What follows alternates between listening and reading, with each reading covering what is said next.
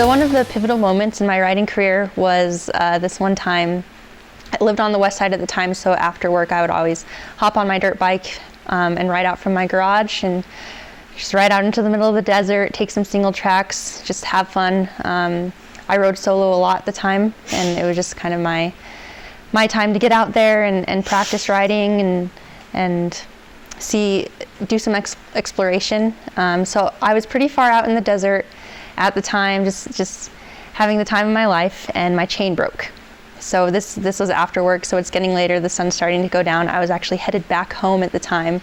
So I'm sitting there with my RMZ 250 like, oh no, what am I gonna do? Like, my chain's broken, I don't know much about bikes, I don't have any tools, I've got a Camelback with water, and I've got to either figure out how I can call someone or I'm gonna have to walk back.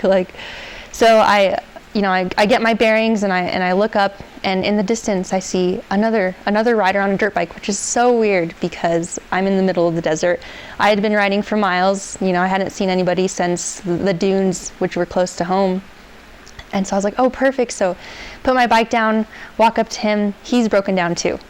So the craziest moment. So I'm like, I broke my chain, like I don't have a way home, can you help me? He's like, perfect, I already have a buddy on the way. So his buddy comes up with the truck. They offer to give me a ride home, and I'm so grateful for them. They were so kind to me to load up my bike and take me home. But the biggest moment in all of that was the guy that picked us up told me, like, hey, have you heard of the Gasset Off-Road Series? And I'm like, no, what is that? And he's like, well, I've been racing this desert series, and recently my daughter just got into it. She's a new rider. They have classes for everyone. If you're a pro or if you're a new rider, they have a women's C class. You should try it out. So I was like, oh my gosh, like that sounds super interesting. And I started asking him questions about it. He said, it's low pressure.